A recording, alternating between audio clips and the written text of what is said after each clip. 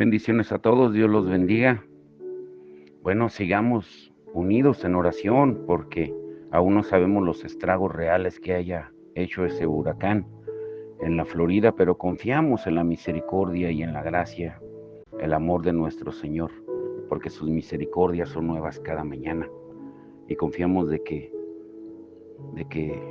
pues aún esta catástrofe obre para bien, para aquellos que lo amamos. Y continuando con el estudio de ayer veíamos el Espíritu Santo como el fruto. Y la gente hoy en día gasta una cantidad desmedida de dinero en consejería y todo tipo de terapias para intentar que la carne sea menos carnal. Y si bien creemos que la consejería y la terapia son importantes, nosotros hemos aconsejado a muchas personas en nuestra función como pastores, mi esposa y yo, y la pregunta final siempre es si se le permite al espíritu imponerse sobre la carne. Sin comprender esta verdad, tenemos que conformarnos con tener un manejo de la carne en lugar de una transformación espiritual. ¿Qué quiere decir eso? Poniendo un ejemplo, cualquier físico-culturista sabe que el cuerpo está compuesto de grasa y músculo. A menudo, si queremos perder grasa, también debemos tratar de desarrollar músculo. No podemos convertir la grasa en músculo. La grasa es grasa, el músculo es músculo. Y tenemos que perder grasa y desarrollar músculo, pero nunca podemos convertir la grasa en músculo, porque son dos realidades distintas en nuestra estructura física. De manera similar, la carne y el espíritu son distintos.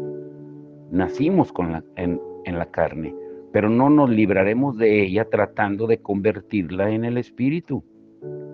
No podemos regular nuestra propia carne solamente a través de reglas y obediencia. Solo podemos minimizar la influencia de la carne mientras simultáneamente fortalecemos la influencia del Espíritu Santo en nuestra vida. Minimizar el poder de la carne a medida que vivamos cada vez más en el Espíritu. Esa es la clave. Y Pablo lo expresa de la siguiente manera en Gálatas 3, del 1 al 5. Oh, Gálatas insensatos, ¿quién os fascinó para no obedecer a la verdad? A vosotros, ante cuyos ojos Jesucristo fue ya presentado claramente entre vosotros como crucificado. Esto solo quiero saber de vosotros. ¿Recibisteis el Espíritu por las obras de la ley o por el oír con fe? Tan necios sois. Habiendo comenzado por el Espíritu, ¿ahora vais a acabar por la carne?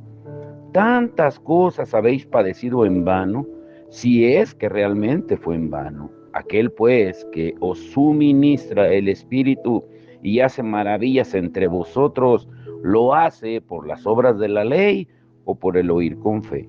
Pablo les mostró a los Gálatas que habían sido engañados por programas, sermones y otras enseñanzas sobre el manejo de la carne. Habían creído la mentira que muchos predicadores promueven hoy día, que su tarea es corregir la carne. Sin embargo, el objetivo de la vida cristiana nunca es corregir la carne. El objetivo del Espíritu Santo es imponerse sobre la carne. No puedes cambiar la carne de manera que deje de ser lo que es. Solo podemos experimentar la verdadera transformación al permitir que la persona y la obra del Espíritu Santo se manifiesten en nuestra vida. Cuando andamos en el Espíritu, dice Pablo en Gálatas 5:16, no vamos a cumplir los deseos de la carne. Ahora, tengamos en cuenta que Pablo no dice que ya no tendremos deseos de la carne. No dice que tu carne no pecará más o no codiciarás nunca más. Lo que Pablo dice es que ya no cumplirás los deseos de la carne. Su declaración nos muestra que aún podemos sentir deseos, pero que no los cumpliremos. Pablo habla por experiencia cuando escribe a la iglesia de Galacia en el libro de Romanos. Él describe su lucha personal con la carne. Si leemos el capítulo 7, lo veremos luchando con la carne. No indica cuál es específicamente esa cosa carnal con la que está luchando, pero nos hace ver que es algo difícil de superar. Y de hecho llega incluso al punto de una profunda desesperación en Romanos 7:24, cuando él dice: miserable de mí, ¿quién me librará de este cuerpo de muerte? Y Pablo deseaba desesperadamente ser libre. Su carne continuaba incitándolo a hacer lo que no quería hacer. Luchó con eso hasta que llegó a una conclusión que nos reveló en Romanos 8 del 1 al 4. Escuchen muy bien. Ahora pues, ninguna condenación hay para los que están en Cristo Jesús, los que no andan conforme a la carne, sino conforme al Espíritu, porque la ley del Espíritu de vida en Cristo Jesús me ha librado de la ley del pecado y de la muerte, porque lo que era imposible para la ley, por cuanto era débil por la carne, Dios, enviando a su Hijo en semejanza de carne de pecado, y a causa del pecado, condenó al pecado en la carne, para que la justicia de la ley se cumpliese en nosotros, que no andamos conforme a la carne, sino conforme al Espíritu. Si queremos vencer la carne, lo haremos si aprendemos a andar en el Espíritu.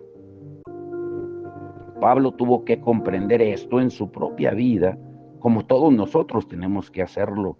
No se trata de llegar al punto en que nunca sientas o experimentes tentaciones o deseos carnales.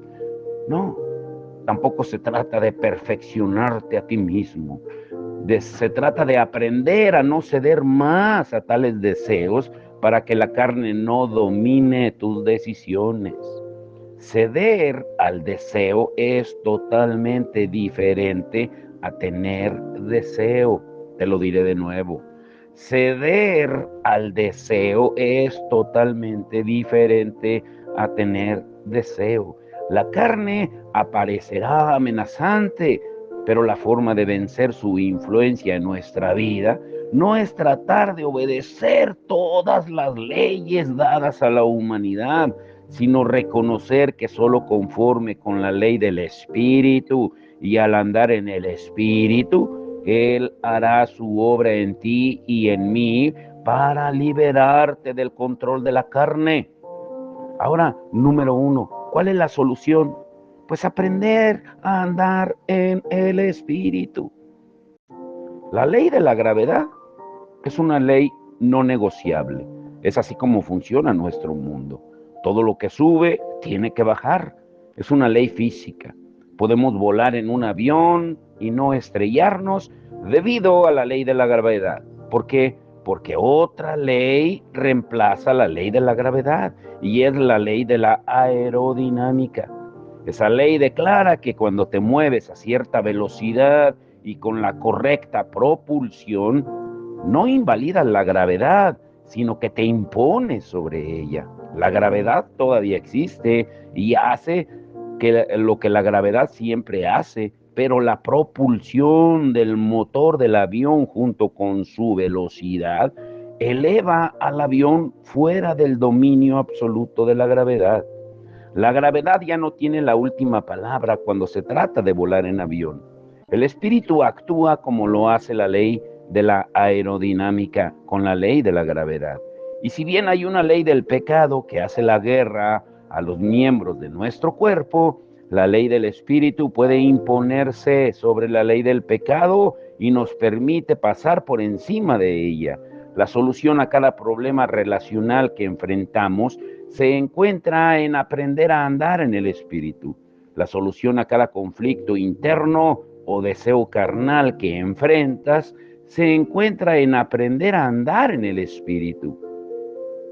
La solución a cada adicción o mal hábito que enfrentas se encuentra en aprender a andar en el Espíritu.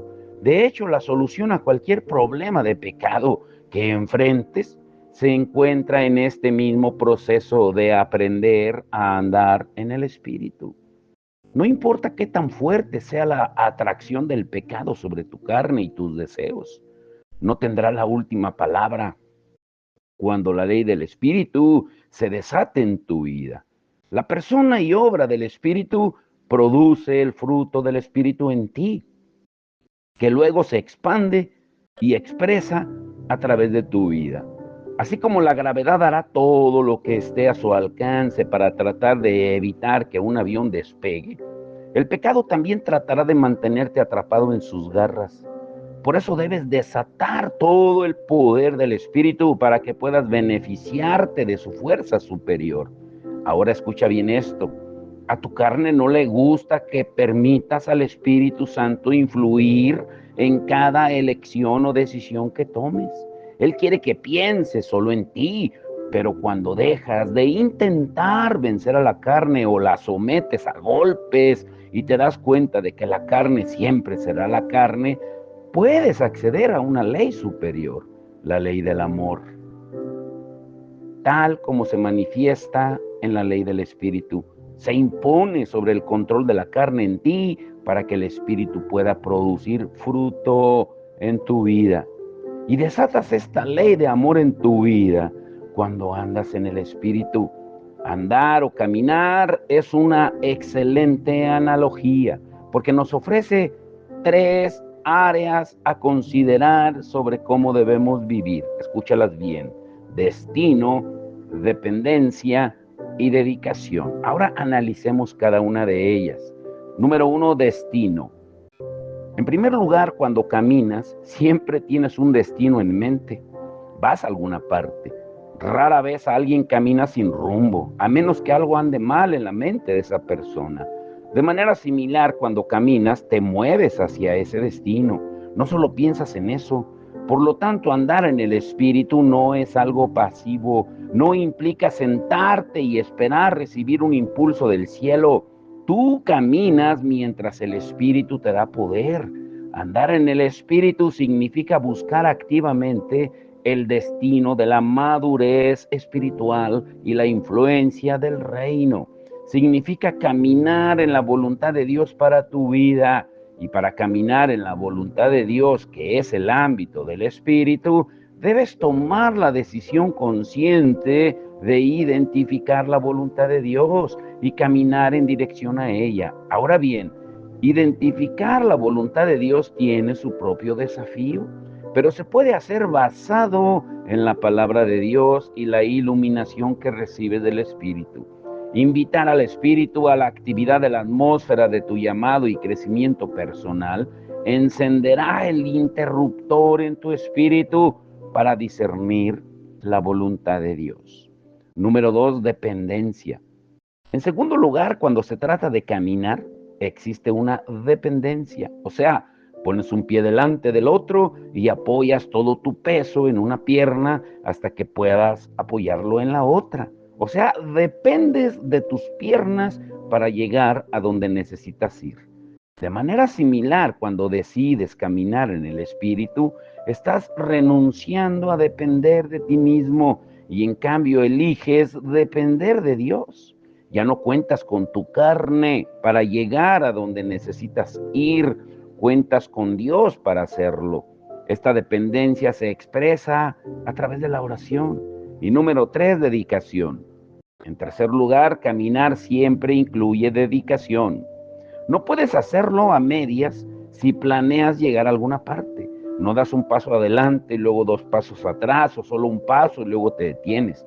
Eso no se considera caminar. Caminar implica estar dedicado a moverse constantemente hacia un destino. Implica estar comprometido. Si decides salir de tu casa a caminar para hacer un poco de ejercicio y por lo general te gusta recorrer un circuito, por ejemplo, de 3 kilómetros, no puedes interrumpir tu caminata al segundo kilómetro. No puedes sentarte en el camino o en la banqueta y decir que eso es todo lo que vas a caminar en el día. Tendrás que tener la suficiente dedicación para terminar el recorrido. Andar en el Espíritu también requiere dedicación, requiere movimientos que demuestren que crees lo que el Espíritu Santo te está diciendo acerca de la voluntad de Dios. Dios quiere ver tu fe, no solo escuchar acerca de tu fe. Quiere ver los pasos que estás dando para descubrir y cumplir su voluntad en tu vida. Estos pasos de fe confirman tu fe y activan la obra del Espíritu en tu vida. Después de todo, la fe no es un sentimiento. Puedes estar lleno de fe y no tener ningún sentimiento al respecto. O puedes tener muchos sentimientos pero no tener fe. La fe es fe cuando se demuestra por qué, por cómo te mueves, no solo por lo que dices o sientes. Ahora, escucha este punto. Descansa en el Espíritu mientras aprendes. Andar en el Espíritu es una acción y es similar a andar por fe. Y puede que no lo hagas perfectamente al principio, pero está bien. A veces puede que tengas que ejercitar los músculos antes de poder emprender caminatas más largas. O quizás tengas que aprender del todo a caminar, sea cual sea tu caso. El Espíritu Santo está ahí para ayudarte. Yo estoy seguro de que has visto a un bebé en la etapa de aprender a caminar. Se cae muchas veces. Podría dar solo un paso o tal vez dos antes de caerse. Y sea como sea, podemos estar seguros de que los padres o abuelos del bebé aplauden y animan al bebé a seguir caminando. ¿Crees que alguna vez regañarían a ese bebé por dar solo uno o dos pasos y caerse? ¿O alguna vez se sentirían decepcionados cuando el bebé se cae a cada rato? No, claro que no. Por lo general corren a ayudar al bebé a levantarse e intentarlo de nuevo. Pues el Espíritu Santo no se ríe de nosotros por tratar de caminar por fe y fallar. No sostiene un cartel que dice que debemos caminar 15 kilómetros con fajas ajustables a nuestro cuerpo, con pesas, con polainas, como le dicen. El Espíritu Santo está ahí para ayudarnos a aprender a caminar espiritualmente a cada paso del camino. Finalmente, al igual que con los bebés, caminar en fe se convertirá en nuestra segunda naturaleza. Se convertirá en un estilo de vida.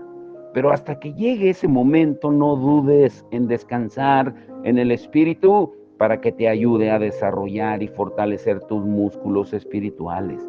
Confía en el Espíritu y Él te guiará en tu crecimiento. Romanos 8, 5 al 6 es un gran recordatorio de cómo funciona esto. Porque los que son de la carne, dice, piensan en las cosas de la carne, pero los que son del Espíritu, en las cosas del Espíritu. Porque el ocuparse de la carne es muerte, pero el ocuparse del Espíritu es vida y paz. O sea, básicamente este pasaje señala que si tenemos problemas para andar en el Espíritu, es porque tenemos problemas con nuestros pensamientos. No estamos pensando en cosas buenas, no estamos pensando de manera espiritual. Cuando tú y yo elegimos pensar en cosas de la carne mediante la sabiduría humana, dejamos de andar en el Espíritu, perdemos la vida y la paz que provienen de caminar con Él. Caminar con otra persona es una actividad relacional y andar en el Espíritu no es diferente. Por eso pongamos atención al Espíritu mientras caminamos con Él. Así es como descubriremos el poder y la presencia de su amor.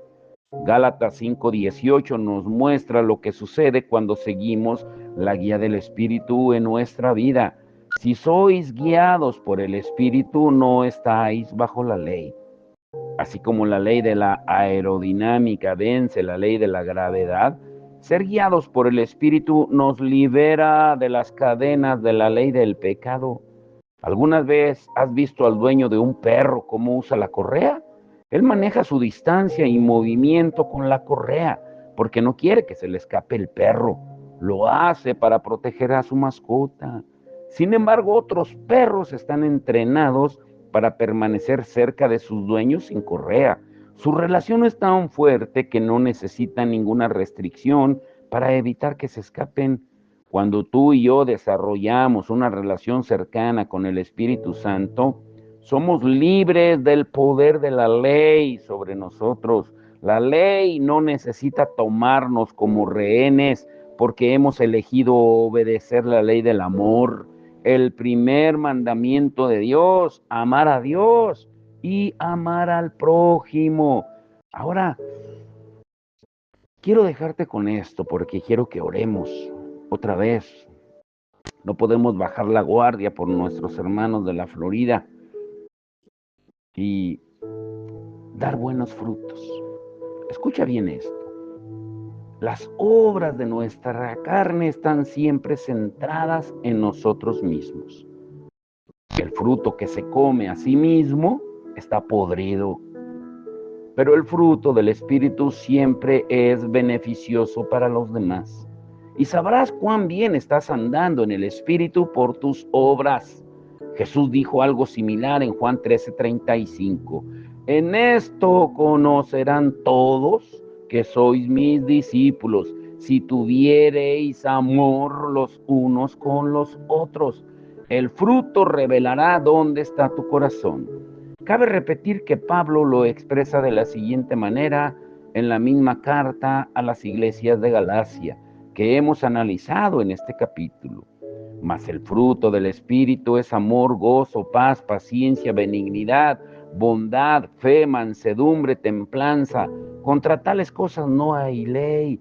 Pero los que son de Cristo han crucificado la carne con sus pasiones y deseos. Si vivimos por el Espíritu, andemos también por el Espíritu. Gálatas 5:22 y 25. O sea, no hay ley contra esa clase de fruto. Además, ese fruto dará más frutos según su propia especie. Cuando caminamos de acuerdo con la persona y la obra del Espíritu dentro de nosotros, no solo te impondrá sobre la atracción que ejerce el pecado en ti, sino que al mismo tiempo darás frutos buenos y vivificantes que traerán gloria a Dios, bien al prójimo y alegrarán tu vida. Todo esto es gratuito para ti, solo si decides andar en el Espíritu. Por eso hoy toma la decisión de levantarte y empezar a moverte hacia el destino de la voluntad de Dios para tu vida conforme a su palabra. Depende del Espíritu para hacer su voluntad y mantente determinado y comprometido a seguir adelante sin importar lo que suceda en el camino. Y cuando lo hagas, te sorprenderás de cuán grande es el plan que Dios tiene para ti y cuán perfecto es el destino que Él ha elegido para ti. Y antes de orar, quiero adelantarte el tema que veremos el día de mañana: el Espíritu Santo, el intercesor. Aunque solo sea a través de películas o series de televisión, todos sabemos que el dolor asociado con el parto es real. Sin embargo, los gemidos de una mujer en un trabajo de parto, que muchas veces suenan a malas noticias, indican una buena situación. El parto duele, pero es porque un nuevo ser está por nacer. Ahora lo entendemos. El hecho de que un nuevo ser esté por venir al mundo no niega el dolor del proceso, pero el dolor del proceso también se limita al dolor. El dolor existe para producir una mayor alegría y una mejor realidad. Y esa realidad nos muestra a todos que la vida duele. La vida nos depara dificultades, traumas e imprevistos que a menudo llegan en el momento más inesperado. A todos nos encantaría una vida sin dolor, sin angustia ni tristeza, pero por la experiencia sabes que esa no es la realidad.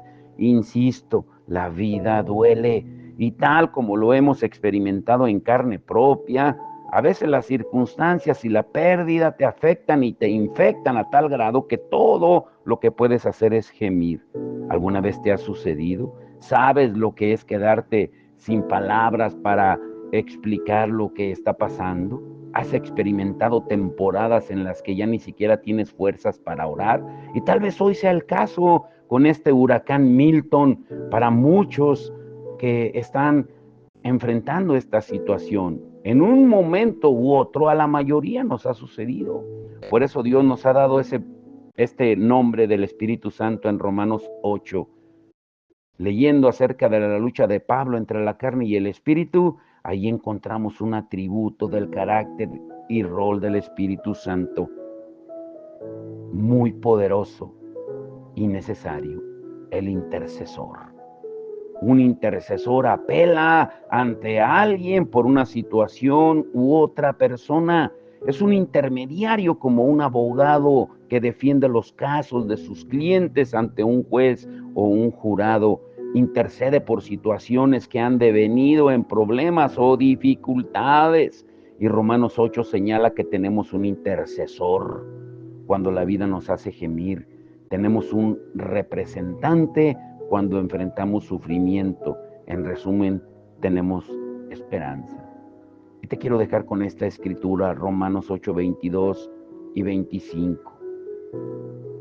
Y grábate esto: el sufrimiento es el dolor por las circunstancias negativas o incluso expectativas insatisfechas.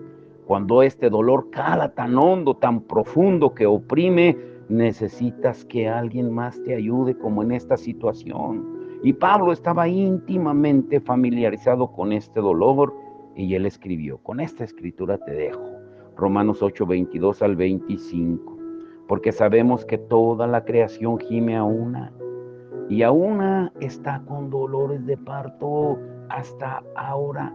Y no solo ella, sino que también nosotros mismos, que tenemos las primicias del Espíritu, nosotros también gemimos dentro de nosotros, esperando la adopción, la redención de nuestro cuerpo, porque en esperanza fuimos salvos.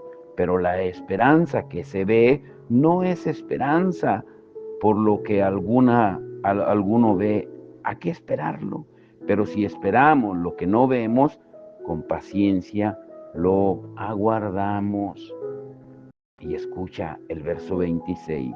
Y de igual manera, el Espíritu nos ayuda en nuestra debilidad, pues qué hemos de pedir como conviene no lo sabemos, pero el Espíritu mismo intercede por nosotros con gemidos indecibles. Vamos a orar. Padre, en el nombre de Jesús, te damos toda la gloria y toda la honra, reconociendo, Señor, que eres un Dios soberano y que nada sucede si tú no lo permites, aún este huracán. Porque tu palabra dice que aún ni las hojas de los árboles caen sin que tú lo sepas, que ningún pajarillo cae a tierra sin que tú lo sepas, que aún los cabellos de nuestra cabeza están contados, Señor, porque tú tienes el control desde lo más mínimo hasta lo más grande, porque tú creaste todo el universo. Nada sucede sin que tú lo sepas, Señor. Nada puede suceder sin que tú lo permitas, porque tú eres el Dios soberano y poderoso. Hoy clamamos unidos en oración, Señor, por todas aquellas personas que han sido afectadas por el huracán.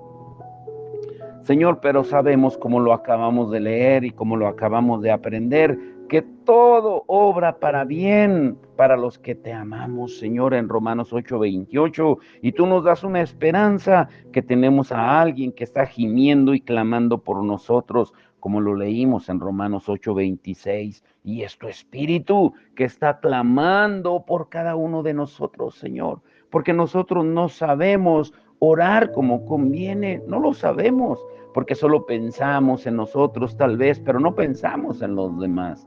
Pero hoy nos unimos, Señor, en oración, en unidad, por todos aquellos que están sufriendo, por todos aquellos que sufren, no solo por el huracán, sino por persecuciones aquí en México, por la violencia, los asesinatos, enfermedades, todos aquellos que están afligidos sin esperanza.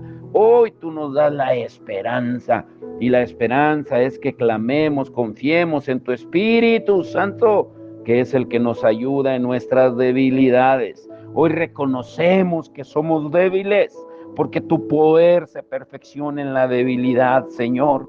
Te rogamos que lleves con bien a nuestros hermanos, Señor, al pastor Mateos, que ese avión llegue con bien a Florida, con su esposa, con el hermano Polo y su esposa, que lleguen con bien, Señor, hoy por la tarde, en el nombre de Jesucristo, Señor, y que seas tú guardando su destino, guardando la iglesia Getsemaní de Apopka, Florida, Señor, y que guardes a todas las iglesias de Estados Unidos que están enfrentando este huracán y a todo el mundo también, Señor, que sepan que tú eres un Dios de poder y que todo lo que estamos viendo son señales de los últimos tiempos, porque tú puedes venir en cualquier momento, porque la tierra gime con dolores de parto. Te damos toda la gloria y la honra en el nombre de Jesús. Amén y amén.